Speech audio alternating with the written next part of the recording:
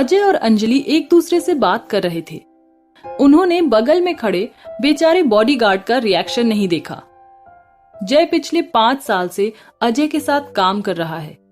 उसने इस हवेली में जिंदल लेडीज को छोड़कर कभी किसी लेडी को नहीं देखा। ना तो उसने अपने बॉस को दूसरों के साथ इतने प्यार से बात करते देखा है। आज उसे अपने बॉस को न केवल एक लेडी के साथ देखने को मिला, बल्कि वो उसके साथ मीठी मीठी बातें भी कर रहा था। और जिंदगी में पहली बार उसने देखा कि उसका बॉस इतने प्यार से मुस्कुरा रहा है। जय का मुंह ये सब देखकर खुला रह गया। क्या ये सच में मेरा बॉस है या किसी और ने मुझे बेवकूफ बनाने के लिए बॉस का मुखौटा पहना हुआ है? वो सच में कंफ्यूज हो गया। हो सकता है भगवान उसके दर्द को सहन ना कर सके। आखिरकार उन्होंने अजय और अंजलि को नोटिस किया कि कोई और उनके साथ था। अजय ने अपने बॉडीगार्ड की तरफ अपना ध्यान दिया और जय के रिएक्शन को नजरअंदाज कर दिया। अजय ने कहा, ये जिंदल होम की मालकिन है, अंजलि। अब से आप उसकी घर के बाहर देखभाल करेंगे।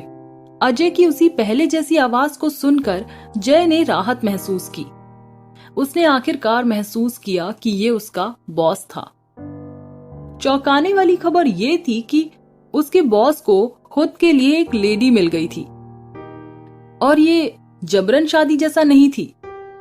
ये लेडी काफी ग्रेसफुल और कम बोलने वाली लगती है। वो अपने आसपास के माहौल को लेकर अलर्ट थी। जिस तरह से मैं देखता हूं, बॉस सच में उसे चाहता है। क्या ये वही लड़की है जिसका उन्होंने 3 साल पहले पीछा किया था? उसके बारे में सोचते हुए जय ने झुककर कहा, यस बॉस। अंजलि ने अजय को देखा और एक्साइटेड होकर पूछा, पपीज कहाँ है? मैं पपीज को देखना चाहती हूँ।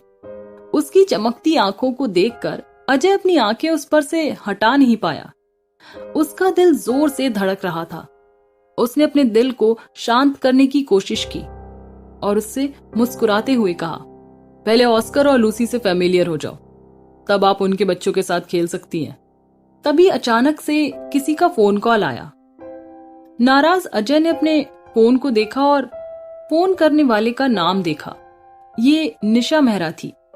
अजय अंजलि से दूर चले गए और फोन का जवाब दिया, यस। उनका जवाब छोटा था।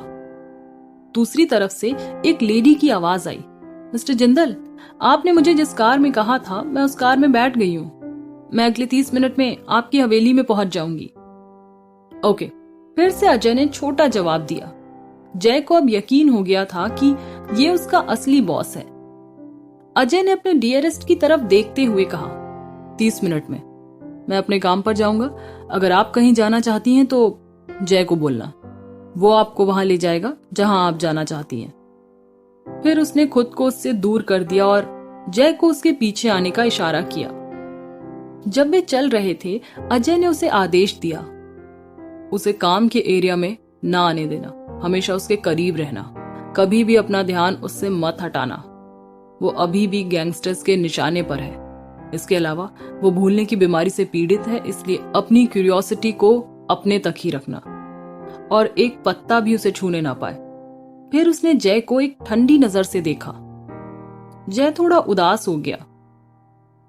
बॉस, आपका लास्ट ऑर्डर काफी इलॉजिकल है।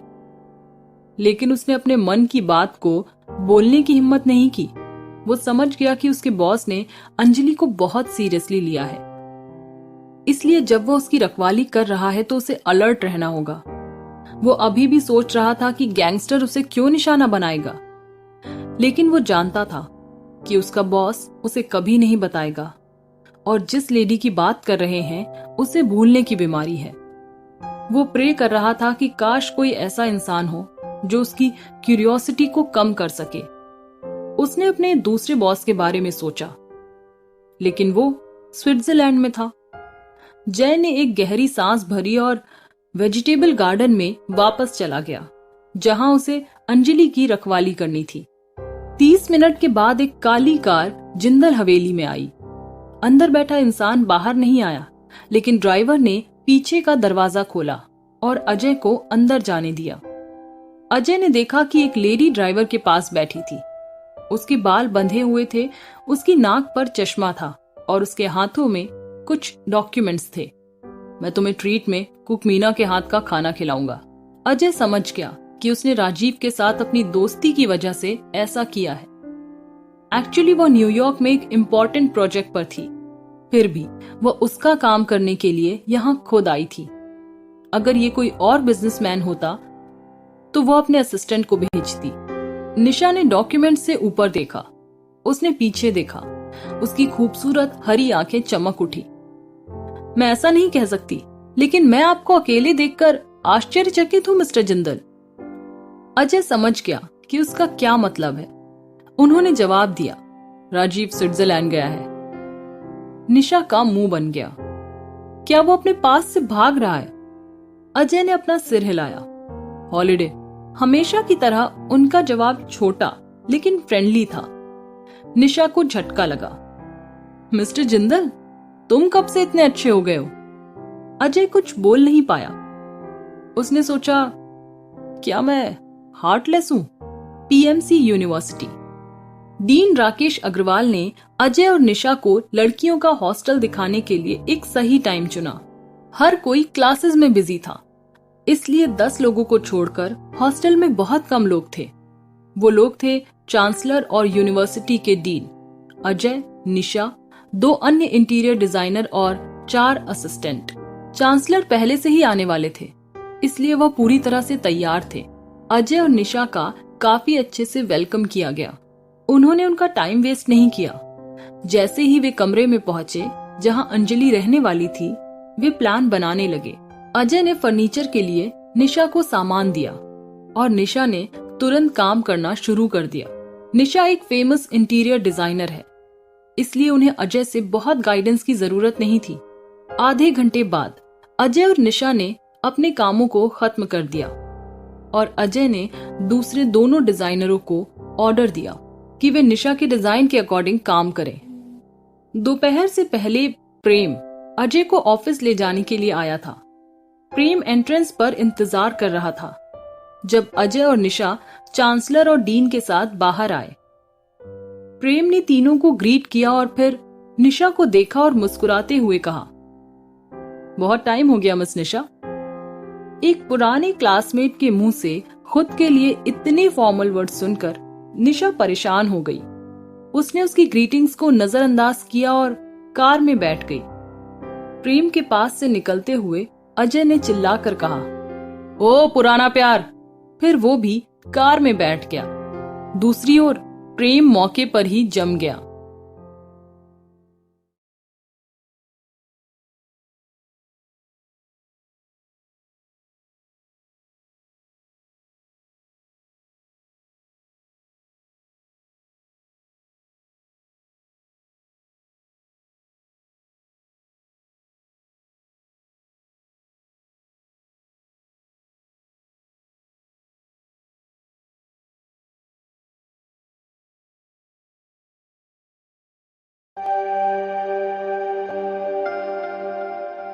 सालों पहले जब राजीव, निशा और प्रेम एक साथ स्कूल में थे, उनके बीच एक अच्छी दोस्ती थी।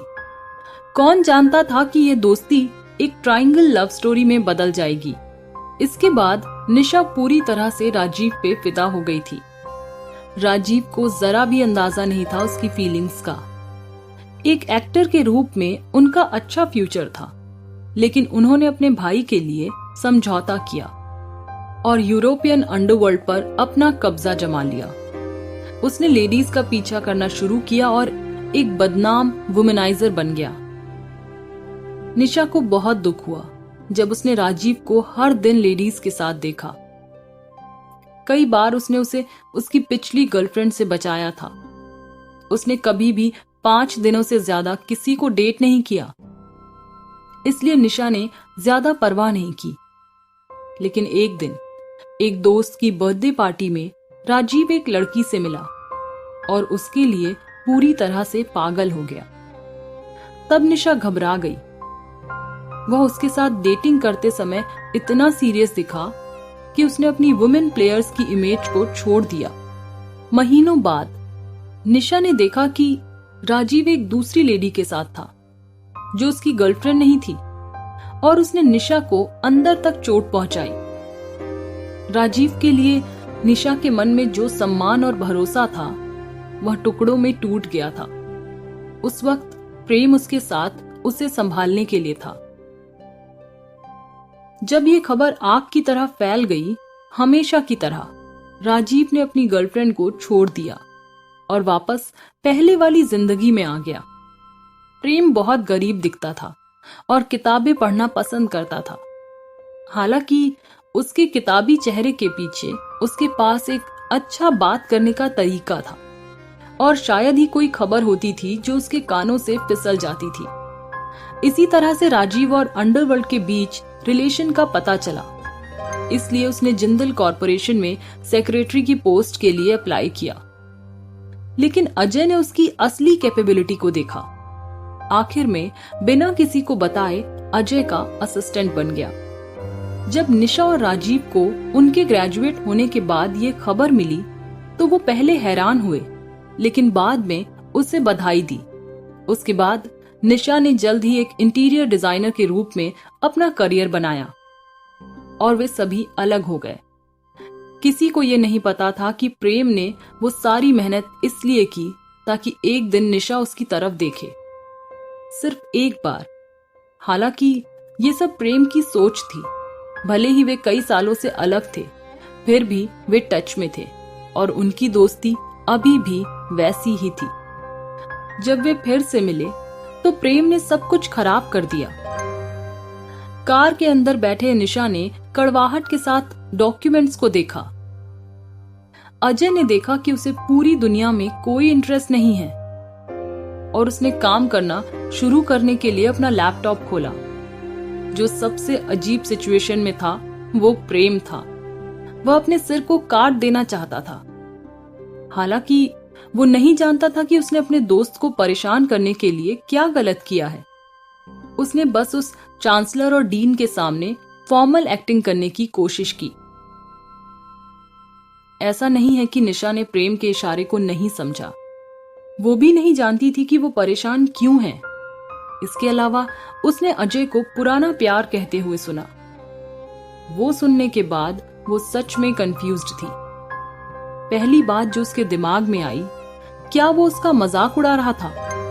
इसके ऑपोजिट अजय उनके शो को एंजॉय कर रहा था। वो पहले से ही अंजलि के हैरान चेहरे के बारे में सोचकर खुशी महसूस कर रहा था, इसलिए उसने मजा खराब नहीं किया और चुपचाप उनके सीरियस चेहरे देख रहा था। जल्द ही कार ऑफिस पहुंच गई और प्रेम और अजय बाहर निकल गए। ड्राइवर निशा को हवेली वापस ले जाने के लिए कार स्टार्ट करने वाला था। प्रेम ने उसे रोक दिया, फिर उसके लॉन्ग टाइम क्रश को देखा। हमें बात करनी चाहिए। अजय ने पीछे मुड़कर देखा और इतने हल्के से मुस्कुराया कि जो कोई भी इसे देखेगा वो इसे एक वहम समझ सकता है। अजय ने जाने से पहले प्रेम से कहा, टेक योर टाइम। बिना पीछे देखे उसने उन्हें अकेले छोड़ दिया। प्रेम पिछले 9 महीनों से नॉन स्टॉप काम कर रहा था। वो कुछ टाइम की छुट्टी का हकदार था। इसके अलावा वो लंबे टाइम के बाद अपने दोस्त से मिला था। बताने की जरूरत नहीं है, वो उसके लंबे टाइम तक क्रश था। इसके अलावा अजय अपने असिस्टेंट की हेल्प के बिना भी वर्कलोड को संभाल सकता था। वो बहुत सुस्त हो गया। उसे इसके लिए छुट्टी लेने की जरूरत थी। अजय के चले जाने के बाद प्रेम और निशा पास के एक कैफे में चले गए। प्रेम को इस बात का एहसास नहीं था कि उसका बॉस इतना अच्छा होगा कि उसे ऑफिस टाइम में अपने दोस्त के साथ रहने का समय दिया। वे आराम से अपनी सीट पर बैठ गए और कुछ मीठे का ऑर्डर दिया। प्रेम ने उसके सामने बैठी खूबसूरत औरत को देखा। उसने बोला, मुझे सच में नहीं पता कि उस वक्त तुम उदास क्यों हो गई थी। निशा को बुरा लग रहा था कि उसने प्रेम को दोषी माना, जबकि उसने कुछ भी गलत नहीं किया। तो उसने माफी मांगी। आई एम सॉरी, मैं ऐसा कुछ नहीं चाहती थी। उसके उदास चेहरे को देखकर प्रेम ने राहत महसूस की और वो मुस्कुराते हुए बोला, कोई बात नहीं, तुम थक गई होगी। एक लंबी जर्नी के बाद तुम सीधे काम पर चली गई थी। निशा ने अपना सिर हिलाया। नहीं, ऐसा नहीं है। मैं सच में तुमसे और राजीव से मिलना चाहती थी, लेकिन मुझे लगता है कि मैं उससे नहीं मिल पाऊंगी क्योंकि वो स्विट्जरलैंड में है। निशा ने अपने होंठ को थोड़ा सा हिलाया। प्रेम के चेहरे से मुस्कान गायब हो गई जब उसे एहसास हुआ कि उसके मन में क्या चल रहा है। उसने सीधे उसकी आंखों में देखा। क्या तुम अब भी उसे पसंद करती हो? निशा ने उसका जवाब नहीं दिया और खिड़की से बाहर देखने लगी। प्रेम को ऐसा लगा जैसे कि एक तेज चाकू सीधे उसके दिल में चला गया हो। उसने बहुत टाइम पहले ऐसा महसूस किया था जब उसे पहली बार राजीव के लिए निशा की फीलिंग्स का पता चला था। वो अभी भी पहले की तरह विमेनाइजर है जैसे वो पहले था। प्रेम ने उसे वार्निंग दी। निशा बिना उसकी तरफ देखे मुस्कुराई।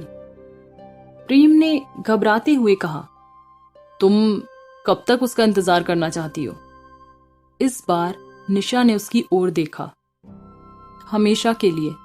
उसका एक वर्ड प्रेम को बहुत सारे दर्द में भेजने के लिए काफी था। क्या तुमने उसे ये बताने का सोचा कि तुम उसे पसंद करती हो? वो वापस कब आएगा? 6 दिन बाद राजीव आएगा। प्रेम ने सच्चाई से जवाब दिया। वो जानता था कि निशा को राजीव रिजेक्ट कर देगा और ये उसके लिए क्रूअल था, लेकिन वो राजीव के लिए उसकी इमेजिनेशन को खत्म करना चाहता था। अजय का असिस्टेंट बनने के बाद प्रेम को पता लगा कि राजीव का अपनी गर्लफ्रेंड को धोखा देने के पीछे का असली कारण क्या था।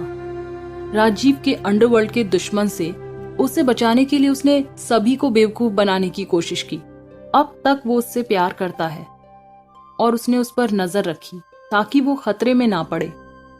प्रेम भी जानता था कि राजीव ने निशा को केवल अपने दोस्त के रूप में देखा है और उसके लिए राजीव के दिल में कोई रोमांटिक फीलिंग्स नहीं है। उसने इनडायरेक्टली पहले ही क्लियर कर दिया था और निशा के लिए प्रेम की फीलिंग्स राजीव ने पहले ही पता लगा ली थी। उस समय राजीव ने उसे निशा को उसके पास लाने की कई टिप्स दी, लेकिन प्रेम ने उसकी बिल्कुल भी नहीं सुनी। जब राजीव ने देखा कि उसके रिजेक्शन से निशा के दिमाग से कुछ भी क्लियर नहीं हो रहा था, तो उसने उसके साथ किसी भी तरह के कांटेक्ट से बचना शुरू कर दिया। लेकिन निशा को इस बारे में कुछ नहीं पता था। सिर्फ प्रेम को राजीव का असली इरादा पता था।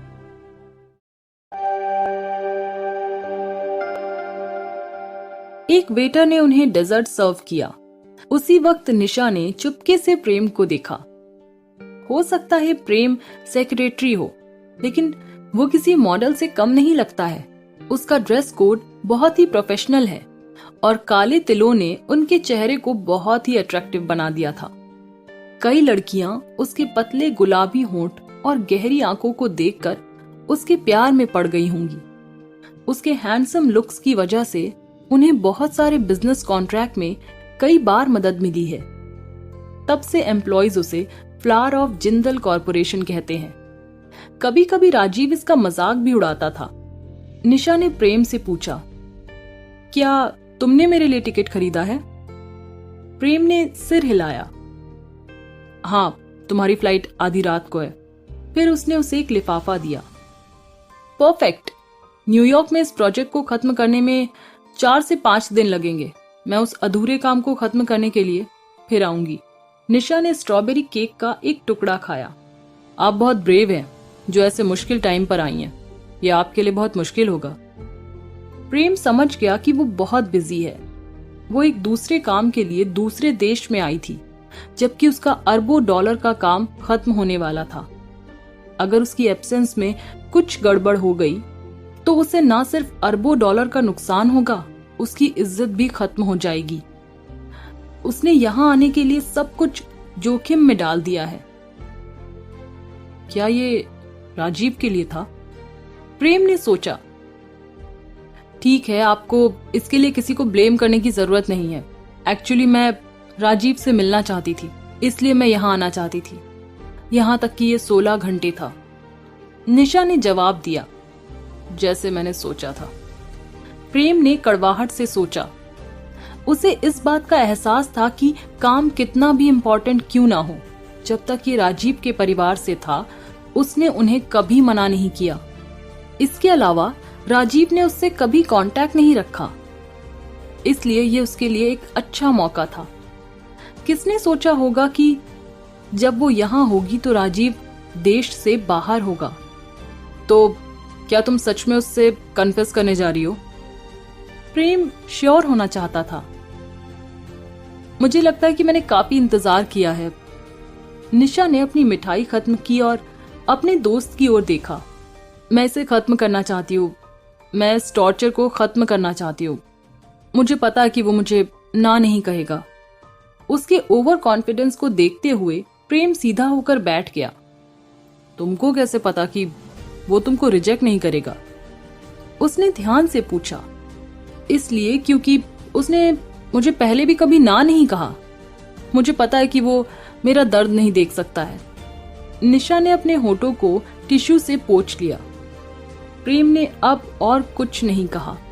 वो जानता था कि राजीव ने उसे कभी ना क्यों नहीं कहा, क्योंकि हर बार जब वो ना कहना चाहता था तो प्रेम ने उसे ऐसा ना करने के लिए कहा था। जिसने निशा की लाइफ को बिगाड़ा था वो राजीव नहीं था, बल्कि प्रेम था। ठीक है, फिर मैं आखिरी बार उसका पीछा करूंगा। एक आखिरी बार मैं उसे खुद को दिखाने की कोशिश करूंगा। उसने खुद से वादा किया। तब वो खड़ा हुआ। मैं तुम्हें कार तक ले चलता हूँ, चलो चलते हैं। निशा मुस्कुराई और सिर हिलाया। जरूर, मुझे कुछ आराम चाहिए। चलो शाम को मिलते हैं। वे बाहर निकले और ऑफिस के गैरेज में चले गए। निशा के साथ कार से निकलने के बाद प्रेम ऑफिस गया। उसके पास बहुत सारा काम था खत्म करने के लिए और वो सब अपने बॉस के लिए नहीं छोड़ सकता था। जब उसने अपने बॉस के कमरे में एंटर किया तो उन्होंने देखा कि 1/3 काम हो चुका था। वो अजय की कैपेबिलिटी से हैरान था। प्रेम 30 मिनट के लिए बाहर गया था और अजय ने सबसे मुश्किल काम पूरा किया, जो किसी भी नॉर्मल इंसान को खत्म करने के लिए पूरा दिन लगता। वो मुस्कुराता है जब वो देखता है कि अजय ने उसके लिए सबसे आसान काम खत्म करने के लिए रखा है। उसके बॉस उसके साथ काफी अच्छी तरह से बिहेव करते थे। वापस घर जाते वक्त निशा ने याद किया कि वो उस लड़की के बारे में पूछना ही भूल गई थी, जो हॉस्टल में रहने के लिए जाने वाली थी। वो बहुत बिजी थी ये सोचने में कि राजीव से कैसे माफी मांगे कि वो उस लड़की के बारे में भूल गई। उसने अपना फोन बैग से बाहर निकाला और प्रेम को कॉल किया। इससे पहले कि एक भी रिंग बजती, प्रेम ने कॉल रिसीव कर लिया। निशा? प्रेम ने धीरे से पूछा। निशा ने मजाक किया। क्या तुम अपने मोबाइल से या किसी चीज से खेल रहे हो? या हो सकता है कि तुम मेरे फोन का इंतजार कर रहे थे? दूसरी तरफ प्रेम ने मुस्कुराते हुए कहा, क्या तुम्हें कुछ चाहिए? वो सीधे मुद्दे पर गया। सुनकर भी उसने उसके जोक पर ध्यान नहीं दिया। निशा ने मुंह बनाते हुए पूछा, मैं ये जानना चाहती हूँ कि हॉस्टल में कौन रहने वाला है? तुम्हारे बॉस की सीरियसनेस को देखते हुए ये लग रहा है कि कोई उनका बहुत करीबी है, लेकिन आज तक राजीव को उसकी छोटी बहन के बारे में बात करते नहीं सुना है। प्रेम ने कहा, अच्छा ऐसा है। देखो निशा, मैं अभी बिजी हूँ। जब तुमने कॉल किया तो मैं एक कस्टमर को कॉल करने जा रहा था। मैं तुम्हारे सवालों के जवाब बाद में देता हूँ। क्या तुम थोड़ी देर रुक के कॉल नहीं कर सकते? निशा को ऐसा लगा जैसे उसने गलत किया। प्रेम ने निराशा से अपना सिर हिलाया। मैंने उसे बहुत ज्यादा बिगाड़ रखा है, उसने सोचा। तब उसने जवाब दिया, नहीं, मेरा काम इंतजार नहीं कर सकता। फिर मिलेंगे, बाय। उसने फोन रख दिया। निशा ने सोचा कि प्रेम बदल गया है। वो हमेशा उसकी बातों को सुनता था, अब उसने उससे ज्यादा काम को अहमियत दी। दुखी होकर उसने ड्राइवर को देखा जो लगभग 20 साल का था। उसने उससे पूछा, तुम्हारा नाम क्या है? आमतौर पर ड्राइवर को गाड़ी चलाते समय बॉस के मेहमानों से बात करने की परमिशन नहीं होती, लेकिन ये मेहमान दूसरे बॉस की दोस्त थी। उसे 3 साल हो गए थे जिंदल फैमिली के साथ काम करते हुए, लेकिन ये पहली बार था जब मिस अंजलि के अलावा किसी ने भी उनका नाम पूछा था। हालांकि ये छठी बार था जब वो निशा को लेकर गया था, लेकिन ये पहली बार था जब उनसे उनका नाम पूछा था। उसने कहा, मिस, मेरा नाम विवेक है। कितने टाइम से तुम यहाँ काम कर रहे हो? निशा ने फिर से पूछा। 3 साल मिस, ये छठी बार है कि मैं आपके लिए ड्राइव कर रहा हूँ। विवेक को वो एहसान फरामोश लड़की पसंद नहीं आई, इसलिए उसने मजाक उड़ाते हुए जवाब दिया और ऐसा बर्ताव किया जैसे कि वो इनोसेंट है। ओह हाँ, मुझे याद आया। उसके मासूम चेहरे को देखकर निशा को गुस्सा नहीं आया, लेकिन उसने जिस तरह से जवाब दिया उससे वो नाराज हो गई। उसे ऐसा लगा कि उसने उसका मजाक उड़ाया, हालांकि उसने दिखाया नहीं। अच्छा, मुझे बताओ वो लड़की कौन है जो पीएमसी यूनिवर्सिटी जा रही है? मैंने कभी सुना नहीं कि राजीव की कोई बहन भी है। ओह, तो ये असली वजह है, इसलिए आप मुझसे बात कर रही हैं। जब असिस्टेंट प्रेम ने आपके सवाल का जवाब नहीं दिया तो आपको लगता है कि मैं आपको जवाब दूंगा। और आप कौन हो जो मुझसे इस तरह के तुनक मिजाज लहजे में पूछ रही हो? यहाँ तक कि दूसरे बॉस मुझसे दोस्त की तरह बात करते हैं और मिस अंजलि मुझसे ऐसे बात करती है जैसे मैं उनका छोटा भाई हूँ। जिस तरह से निशा ने उससे सवाल किए, विवेक उसके पूछने के तरीके से नाराज हो गया था।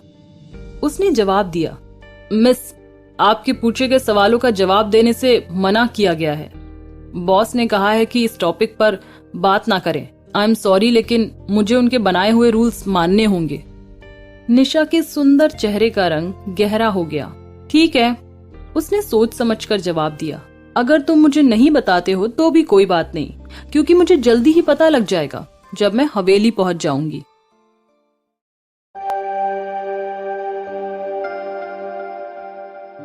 जिंदल हवेली जाने के बाद नेहा को कुक श्याम ने ग्रीट किया। वो पहले जैसा ही था। मिस मेहरा, हमने आपके लिए कमरा तैयार किया है, प्लीज थोड़ा आराम करें। अगर आपको भूख लगी है तो आप मुझे या सविता को कभी भी बुला सकती हैं। हेड कुक ने सविता का इंट्रोडक्शन दिया, जो एक मेड थी।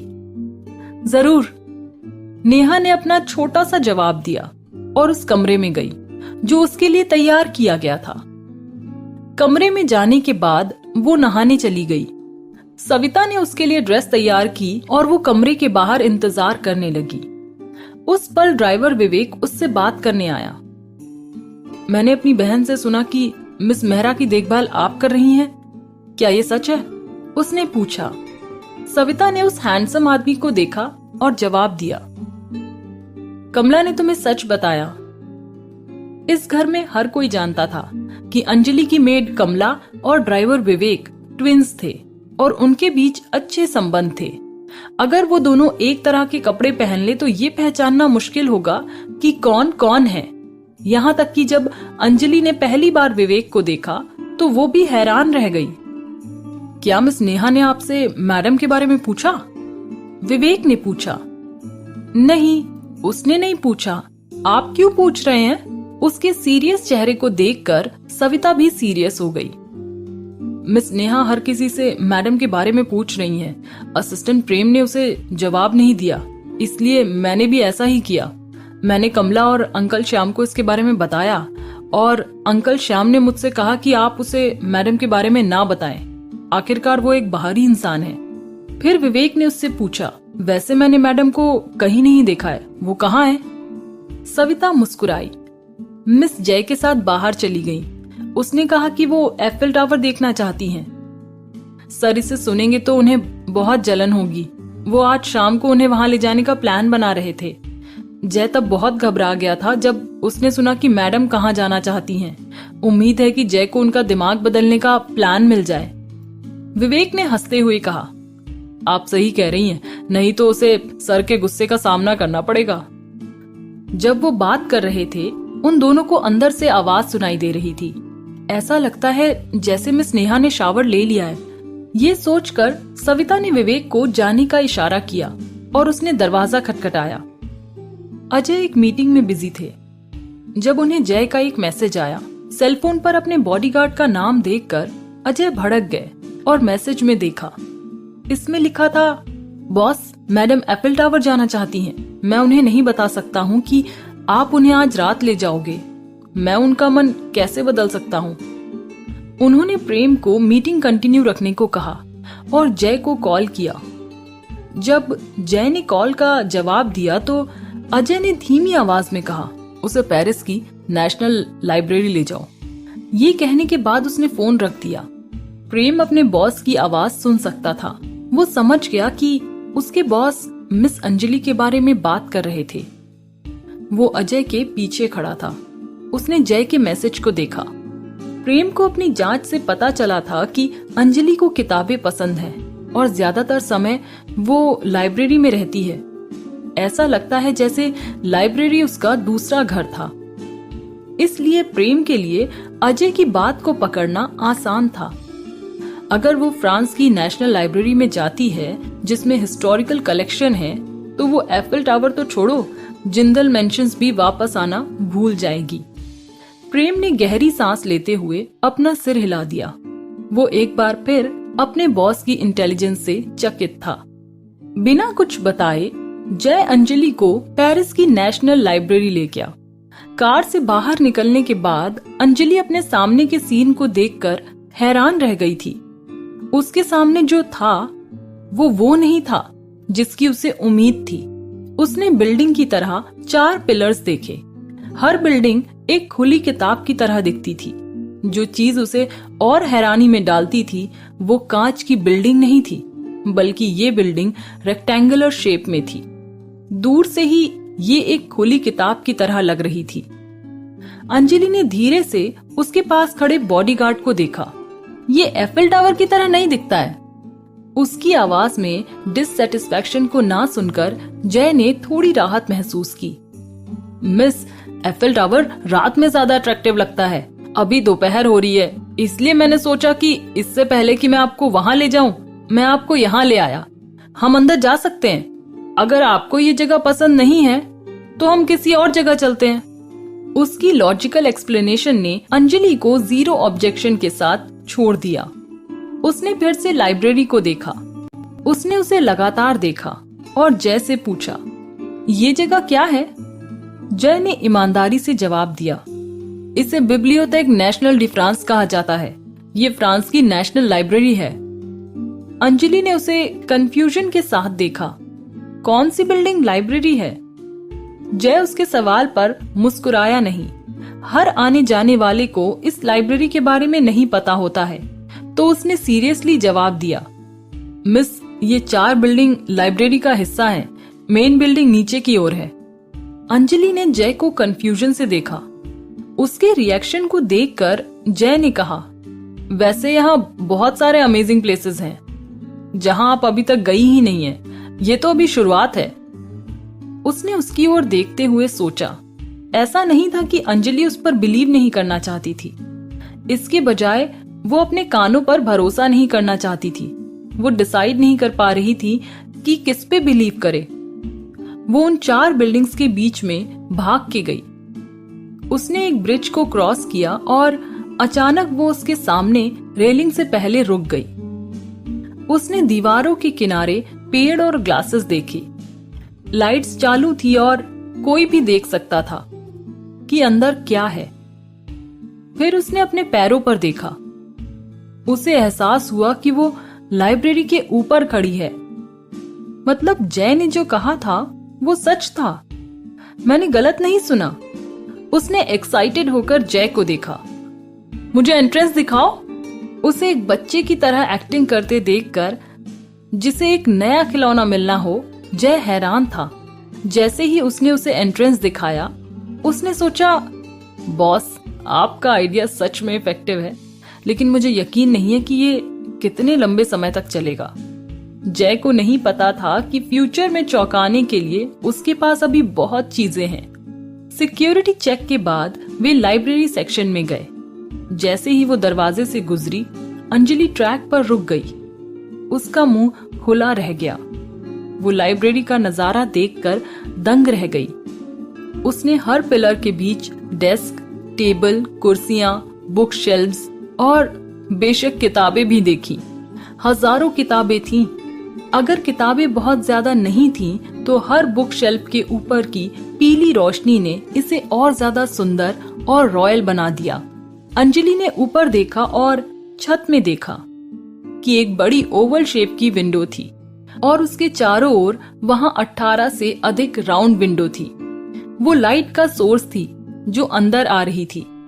इस जगह से शानदार वाइब्स आ रही थी कि अंजलि हैरान रह गई। ना वो अपनी जगह से हिली और ना ही उसकी आंखें ब्लिंक हुईं। उसकी रिएक्शन ने जय को थोड़ा हैरत में डाल दिया था। उसने ये नहीं सोचा था कि कुछ किताबों की वजह से एक इंसान इस तरह से रिएक्ट कर सकता है। वो कभी किताबों का शौकीन नहीं था। उसे वेपन्स ज्यादा पसंद थे। जब वह एक बच्चा था, उसे बंदूक के खिलौने पसंद थे। उसे हमेशा लगता था कि किताबें बोरिंग हैं। लेकिन इन हजारों किताबों के लिए अंजलि का रिएक्शन देखकर जय कुछ और सोचने पर मजबूर हो गया।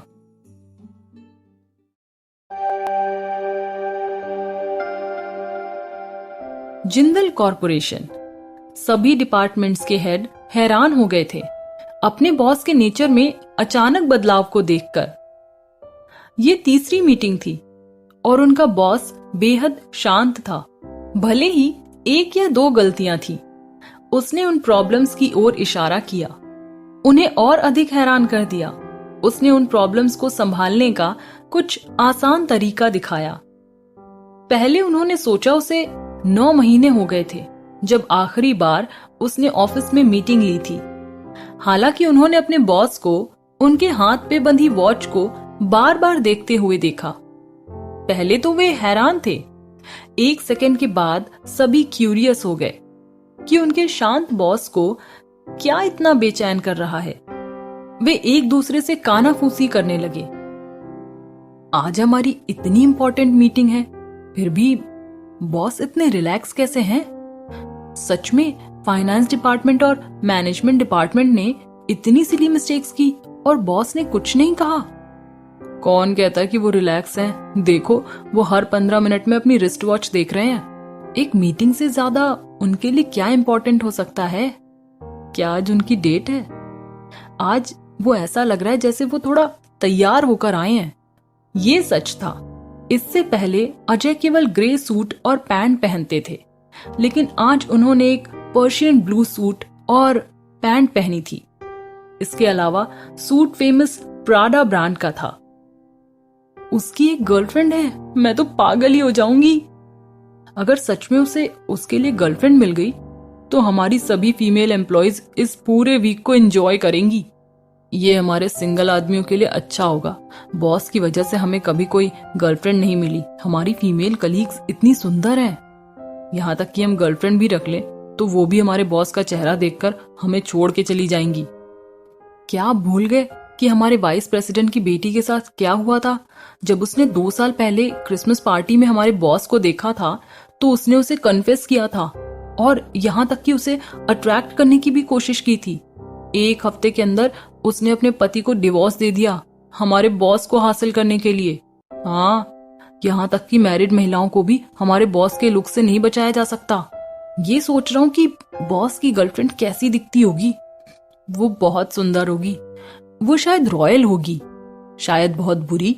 अजय अपने चारों ओर हो रही कानाफूसी को सुन सकता है, लेकिन वो सच में एक अच्छे मूड में था, इसलिए उसने उन्हें रोकने की कोशिश नहीं की। उसको इतना ही करना था कि सारी रिपोर्ट्स को ऑफिस के टाइम पर अंदर लाना था। अगर वो इस मीटिंग को टाइम पर पूरा कर सकता है तो वो अपनी पत्नी के साथ ज्यादा टाइम बिता सकता है। उसने सारी बुकिंग कर रखी थी। वो उसे एक सरप्राइज देना चाहता था। ये सब सोचकर उसके चेहरे पर स्माइल आ गई और ये सब उसके ईगल आई वाले एम्प्लॉयज ने देख लिया। वे और ज्यादा हैरान हो गए। उनकी इमेजिनेशन वाइल्ड हो गई। ओह, मैंने क्या देखा? क्या हमारे बॉस बस मुस्कुरा रहे हैं? वो पक्का अपनी गर्लफ्रेंड के बारे में सोच रहे होंगे। बॉस, अगर आपको हमारे साथ रिश्ता तोड़ना ही था तो फिर आपने हमें अपनी तरफ क्यों अट्रैक्ट किया, वो भी सिर्फ एक मुस्कान से? प्रेम ने सभी के परेशान और सीरियस चेहरे देखे। आज एक अलग तरह से उनके बुरे बॉस ने अपने एम्प्लॉयज को परेशान किया, अपनी रोमांटिक डेट के बारे में सोचते हुए। हार्टलेस। मीटिंग खत्म होने के बाद अजय सीधे घर चला गया। प्रेम कुछ दूसरे काम की वजह से उसके साथ नहीं आया। उसी वक्त सबको अपनी एक्साइटमेंट बाहर निकालने का टाइम मिला और उन्होंने प्रेम को मच्छरों की तरह घेर लिया। प्रेम को निशा के साथ कुछ टाइम बिताने के अपने मौके को खोने का एहसास हुआ। उसने निराशा से अपने सिर को हिलाया।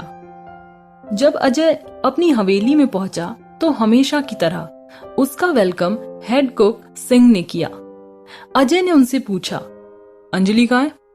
अजय का रिलैक्स चेहरा देखकर कुक श्याम भी रिलैक्स हो गया, लेकिन उसका सवाल सुनकर श्याम की कमर अकड़ गई। वो अपने सर का मूड खराब नहीं करना चाहता था। उसके खुश चेहरे को देखना नॉर्मल नहीं था, लेकिन उन्हें अपने बॉस के सवाल का जवाब देना था। मैडम अभी तक नहीं आई। अजय कुक श्याम के साथ अपने कमरे की ओर जा रहा था। जवाब सुनकर अजय अपनी जगह पर रुक गया और फिर 66 साल के कुक की तरफ देखा। अजय को याद आया कि उसने जय को अंजलि को Bibliotheque National de France national library ले जाने के लिए कहा था। उसने महसूस किया कि इस तरह की रोमांटिक डेट से पहले उसे वहां ले जाना एक गलत चॉइस थी। अजय ने अपना सेलफोन जेब से निकाला और जय का नंबर डायल किया। तीसरी रिंग के बाद जय ने कॉल का जवाब दिया। बॉस। अजय ने अपने बॉडीगार्ड की घबराई हुई आवाज सुनी। 6:30 बजे। अजय ने ठंडा जवाब दिया। क्या तुम मेरी डेट को बर्बाद करने की कोशिश कर रहे हो? एक्चुअली अजय ये अपने बॉडीगार्ड से पूछना चाहता था, लेकिन आखिर में उसने सेंटेंस बदल दिया। बॉस, मुझे पता है, आई एम सॉरी। एक्चुअली मैंने पहले ही मैडम को टाइम के बारे में याद दिलाया है, लेकिन उन्होंने मुझे कीड़े की तरह अवॉइड कर दिया। जिस तरह से जय बात कर रहा था, ऐसा लग रहा था जैसे वो मेंटल टॉर्चर से गुजर रहा था। जैसा मैंने सोचा था, अगर वो किताबों के आसपास है तो दूसरी चीजें उसे कैसे अट्रैक्ट कर सकती हैं। अजय मुस्कुराते हुए सोच रहे थे कि उनकी किताबी पत्नी लाइब्रेरी में ध्यान से किताबें पढ़ रही थी। फिर उन्होंने कहा, ऐसा नहीं है कि वो तुमको एक कीड़ा समझ रही है। जब वो किताबें पढ़ती है तो वो बहुत अलर्ट होती है। फिर उसने कुछ और सोचा। इसके अलावा आप उसकी किताबें पढ़ने की कुछ तस्वीर ले लो बिना उसे बताए। ठीक है बॉस। काफी लंबे पॉज के बाद जय ने अजय को जवाब दिया। पहले वो यकीन नहीं करना चाहता था कि उसने अभी अभी क्या सुना है। फिर उसे याद आया कि सुबह उसने अपने बॉस के अलग अलग बिहेवियर देखे थे। ये सोचकर उसे एहसास हुआ कि उसका बॉस उसके जवाब का इंतजार कर रहा था। उसने उसे जवाब दिया। इसके उलट इस सब का पर्पस ये था कि उसके दिमाग से एफिल टावर को बाहर निकाल दे। अब ऐसा लग रहा था अच्छा हुआ कि उसके दिमाग से एफिल टावर निकल गया। जय उसे डेट के बारे में नहीं बता पाया, यहाँ तक कि अगर वो बता देता तो अंजलि शायद कुछ नहीं सुन पाती। अजय चाहता था कि वो थोड़ी सी तैयार हो जाए। उसने अपने शोल्डर को झटका दिया और बोला, उसे वहां ले जाने का ख्याल अच्छा है। वो स्माइल करते हुए अंजलि के रूम की ओर गया। जब अजय नेशनल लाइब्रेरी गया तो अंजलि को ढूंढना उनके लिए मुश्किल नहीं था। उसे एक बड़ी किताब में डूबे हुए देखकर अजय की आंखें प्यार से भर गईं। वो धीरे से उसकी ओर बढ़ा। उसकी प्रेजेंस का पता सिर्फ एक ही इंसान को चला और वो जय था। अपने बॉस को अपने पास आते देख वो खड़ा हो गया। अजय ने उनसे पहले उसे बाहर जाने का इशारा किया। जय ने अपने बॉस की बात मानी।